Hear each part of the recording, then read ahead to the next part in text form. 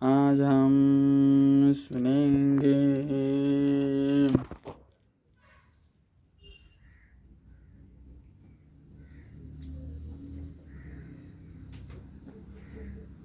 मीना की इच्छा के अनुसार एक ब्राह्मण पत्नी का पार्वती को पतिव्रत धर्म का उपदेश देना।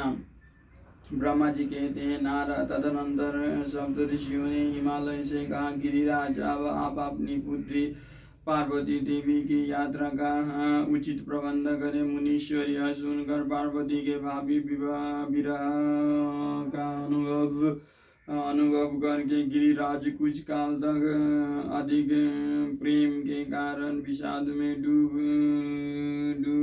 रह गए। कुछ देर बाद सचेत हो शैलराज ने तथास्तु कहकर मीना को संदेश दिया। मुने ही मान का संदेश पाकर हर्ष और शोक के वशीभूत हुई मीना पार्वती को विदा करने के लिए उद्यत हुई। शैलराज की प्यारी पत्नी मीना ने विधि पूर्वक वैदिक एवं लौकिक कुलाचार का पालन किया और उस समय नाना प्रकार के उत्सव बनाए। फिर उन्होंने नाना प्रकार के रत्न जटित सुंदर वस्त्रों और 12 आभूषणों द्वारा राजोचित श्रृंगार करके पार्वती को विभूषित किया। तत्पश्चात मीना के मनोभाव को जानकर एक सती स्वाध्वी ब्राह्मण पत्नी ने गिरिजा को उत्तम पतिव्रत्य की शिक्षा दी।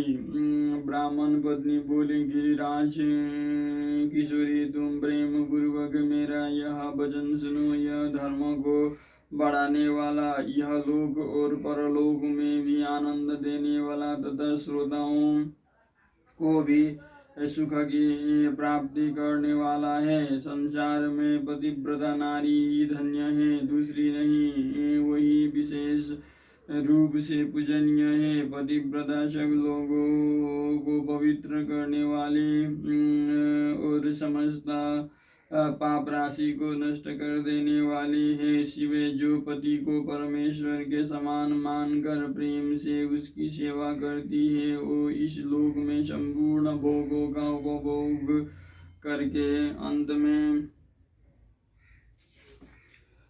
में कल्याणमयी गति को पाती है।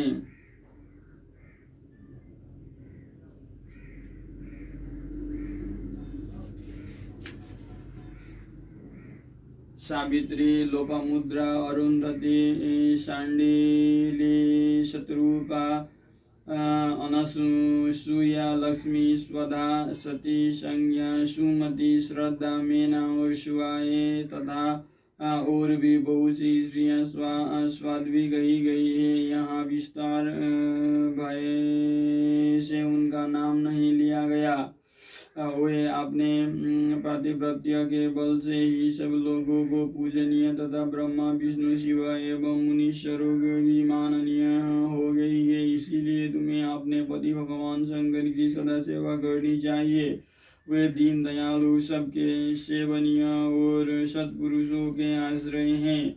श्रुतियों और स्मृतियों में पातिव्रत्य धर्म को महान बताया गया है। इसको जैसा श्रेष्ठ बताया जाता है वैसा दूसरा धर्म नहीं है। यह निश्चय पूर्वक कहा जा सकता है। पातिव्रत्य धर्म में तत्पर रहने वाली स्त्रियां अपने प्रिय पति के भोजन कर लेने पर ही भोजन करें। शिवे जब पति खड़ा हो तब स्वाध्वी स्त्री को भी खड़ी ही रहनी चाहिए। शुद्ध बुद्धि वाली स्वाध्वी स्त्री प्रतिदिन अपने पति के सो जाने पर सोए और उनके जागने से पहले ही जग जाए और छल कपट छोड़कर सदा उसके लिए हितकर कार्य ही करे। शिवे स्वाध्वी स्त्री को चाहिए कि जब तक वस्त्राभूषणों से विभूषित ना हो ले तब तक वो अपने को पति की दृष्टि के सम्मुख न लाए। यदि पति किसी कार्य से परदेश में गया हो तो उन दिनों उसे कदापि श्रृंगार नहीं करना चाहिए। पतिव्रता स्त्री कभी पति का नाम न ले।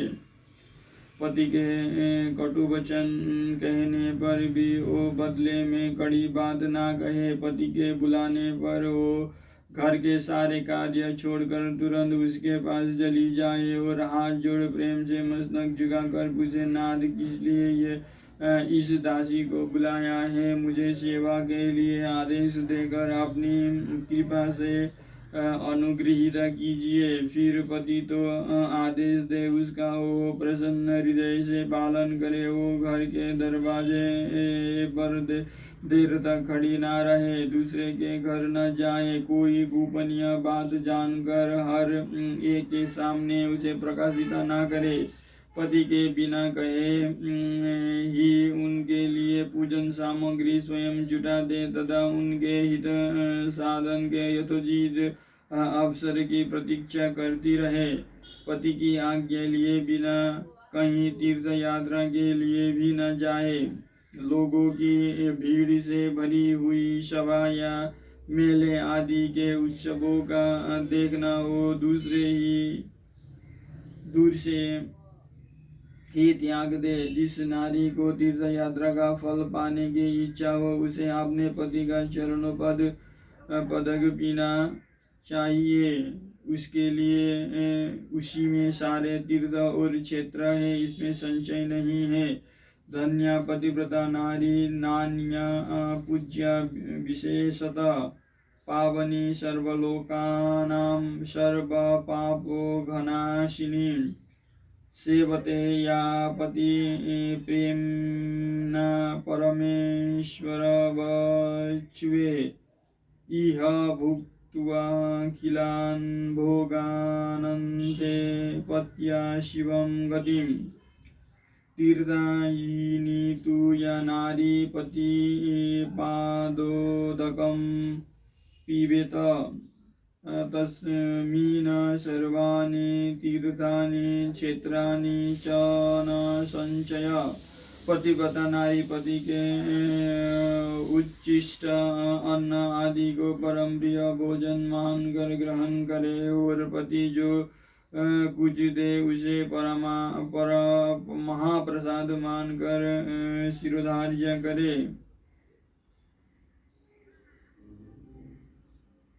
देवता पितर अतिथि सेवक वर्ग गौ तथा भिक्षु समुदाय के लिए अन्न का भाग दिए बिना कदापि भोजन न करे। पतिव्रता धर्म में तत्पर रहने वाली गृह देवी को चाहिए कि वो घर की सामग्री को संयत एवं सुरक्षित रखे, गृह कार्य में कुशल हो, सदा प्रसन्न रहे और खर्च की ओर से हाथ खींचे रहे। पति की आज्ञा लिए बिना उपवास व्रत आदि ना करे, अन्यथा उसे उसका कोई फल नहीं मिलता और वो परलोक में नरकगामिनी होती है। पति सुखपूर्वक बैठा हो या इच्छानुसार क्रीड़ा विनोद अथवा मनोरंजन में लगा हो, उस अवस्था में कोई आंतरिक कार्य या पड़े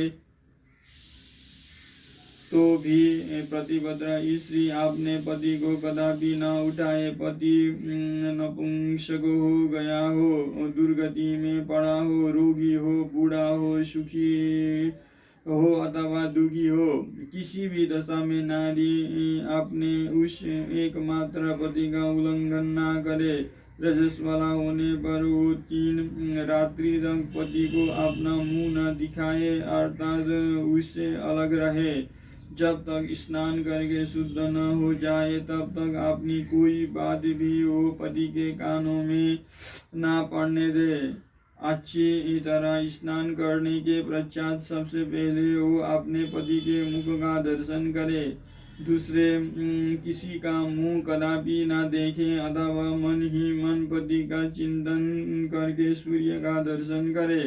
पति की आयु बढ़ने की अभिलाषा रखने वाली पतिव्रता नारी हल्दी, रोली, सिंदूर, काजल आदि, चोली, पान, मांगलिक आभूषण आदि, केशों का संवारना, चोटी गूंथना तथा हाथ कान के आभूषण, इस सब को अपने शरीर से दूर न करे।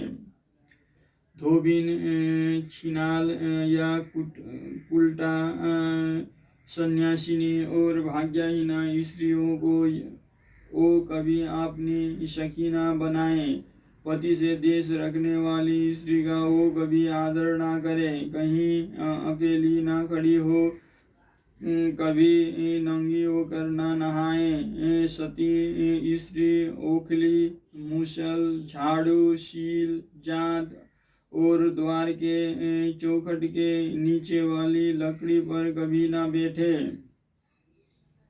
मिथुन काल के सिवा और किसी समय में वो पति के सामने धृष्टता न करे। जिस जिस वस्तु में पति की रुचि हो उससे वो स्वयं भी प्रेम करे। पतिव्रता देवी सदा पति का हित चाहने वाली होती है। वो पति के हर्ष में हर्ष माने, पति के मुख पर विषाद की छाया देख स्वयं भी विषाद में डूब जाए तथा वो प्रियतम पति के प्रति ऐसा बर्ताव करे जिससे वो उन्हें प्यारी लगे। पुण्यात्मा प्रतिपदा स्त्री संपत्ति और विपत्ति में भी पति के लिए एक सी रहे।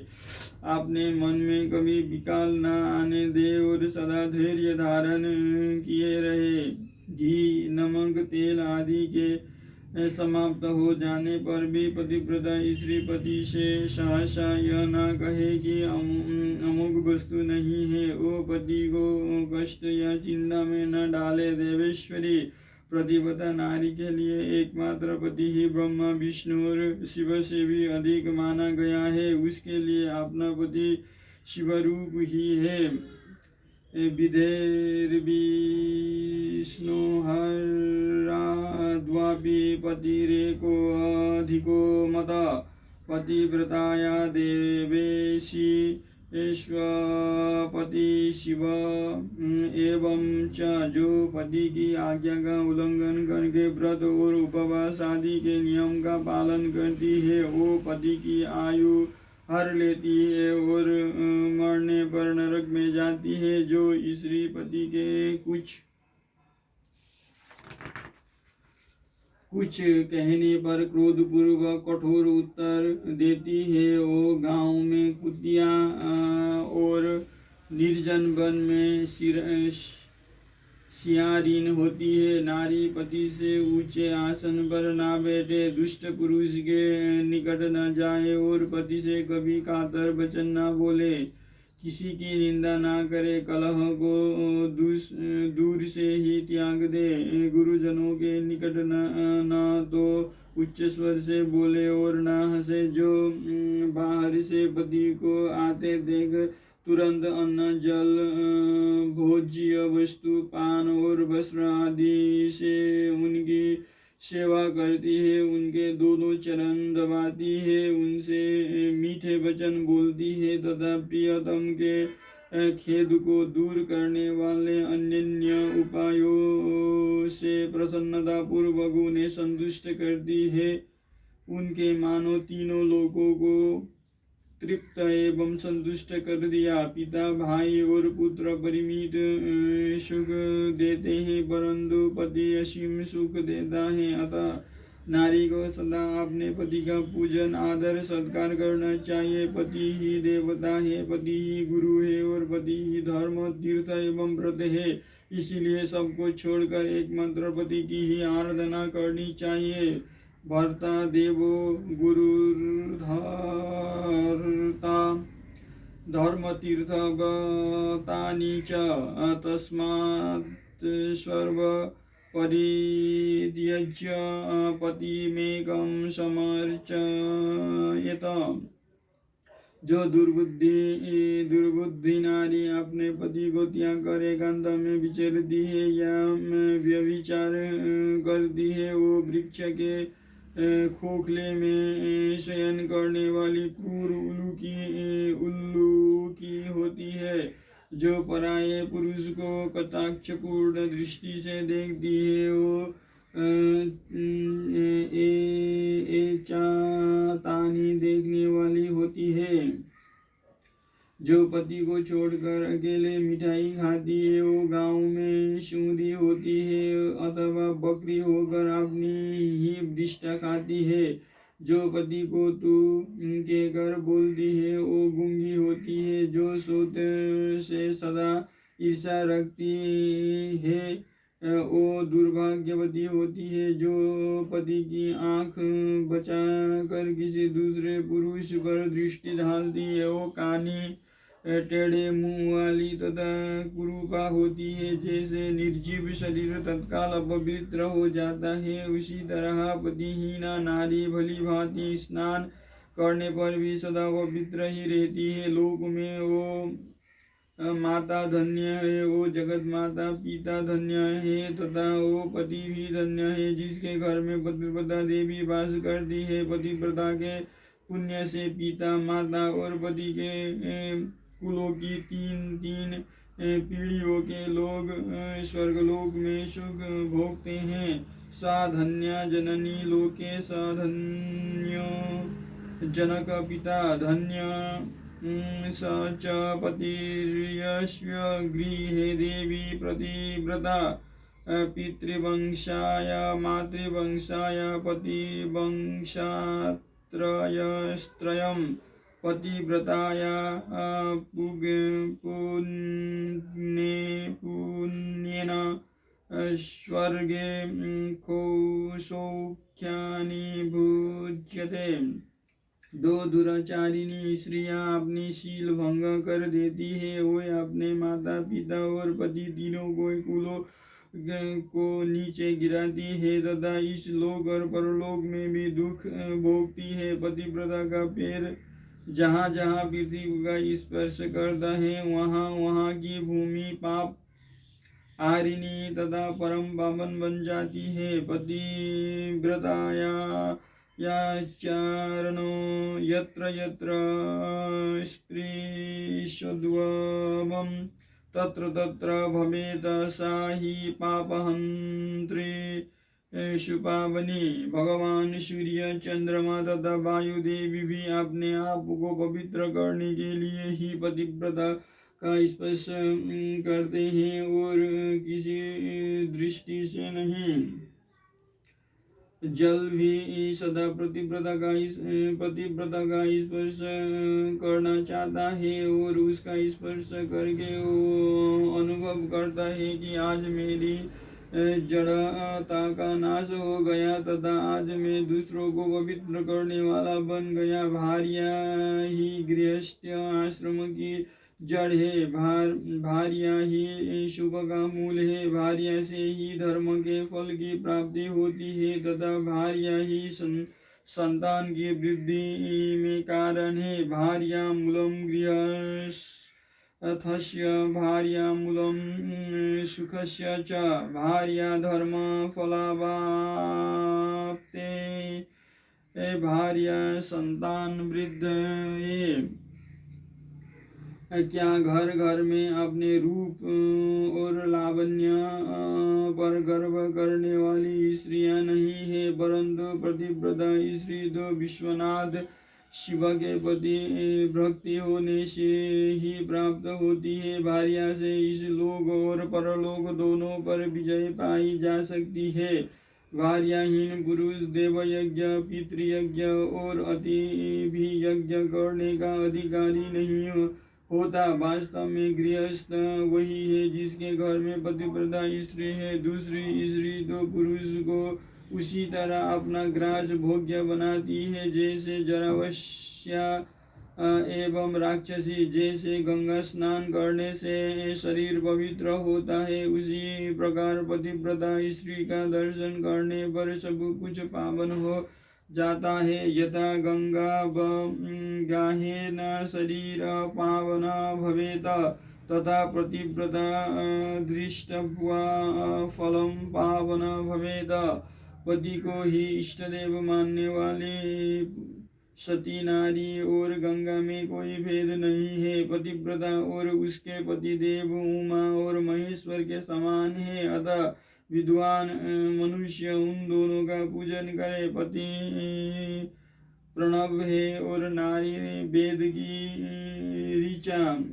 पति तप है और स्त्री क्षमा। नारी सत्कर्म है और पति उसका फल शिव है। सती नारी और उसके पति दोनों दंपति धन्य है। तारम पतिम श्रुतिर्नारी क्षमा सा स्वयं तप फलम पति शक्ति क्रिया सा धन्यो दो तो दंपति शिवे। गिरिराज कुमारी, इस प्रकार मैंने तुमसे पति व्रता धर्म का वर्णन किया है। अब तुम सावधान हो। आज मुझसे प्रसन्नता पूर्वक पतिव्रता के भेदों का वर्णन सुनो। देवी प्रतिपदा नारियां उत्तमा आदि भेद से 4 प्रकार की बताई गई है, जो अपना स्मरण करने वाले पुरुषों का सारा पाप हर लेती है। उत्तमा, मध्यमा, निकृष्टा और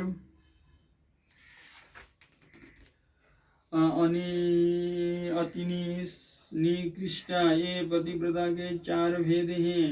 अब मैं इनके लक्षण बताती हूँ, ध्यान देकर सुनो भद्रे। जिसका मन सदा स्वप्न में भी अपने पति को ही देखता है, दूसरे किसी पर पुरुष को नहीं, हो स्त्री उत्तमा या उत्तम श्रेणी की पतिव्रता कही गई है।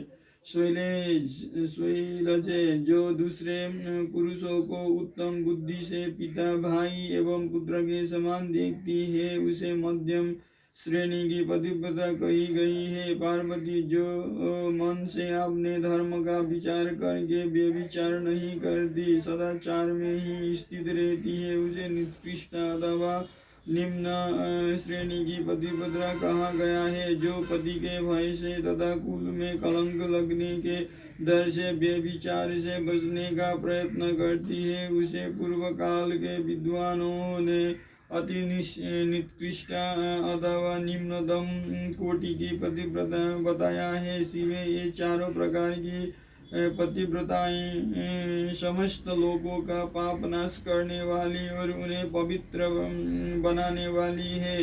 अत्रि की स्त्री अनसुया ने ब्रह्मा, विष्णु और शिव इन तीनों देवताओं की प्रार्थना से पातिव्रत्य के प्रभाव का उपभोग करके 12 के शाप से मेरे मरे हुए एक ब्राह्मण को जीवित कर दिया था। शैल कुमारी, शिवे, ऐसा जानकर तुम्हें नित्य प्रसन्नता पूर्वक पति की सेवा करनी चाहिए। पति सेवन सदा समस्त अभिष्ट फलों को देने वाला है। तुम साक्षात जगदम्बा महेश्वरी हो और तुम्हारे पति साक्षात भगवान शिव है। तुम्हारा तो चिंतन मात्र करने से स्त्रियां पतिव्रता हो जाएगी। देवी, यद्यपि तुम्हारे आगे यह सब कहने का कोई प्रयोजन नहीं है, तथापि आज लोकाचार का आश्रय ले मैंने तुम्हें सती धर्म का उपदेश दिया है। ब्रह्मा जी कहते हैं, नारद ऐसा कहकर वहाँ ब्राह्मण पत्नी शिवा देवी को मस्तक झुका चुप हो गए। इसी उपदेश को सुनकर शंकर प्रिया पार्वती देवी को बड़ा हर्ष हुआ। अगले अध्याय में पढ़ेंगे शिव पार्वती तथा उनकी भारत की विदाई। भगवान शिव का समस्त देवताओं को विदा करके कैलाश पर रहना और पार्वती खंड के श्रवण की महिमा।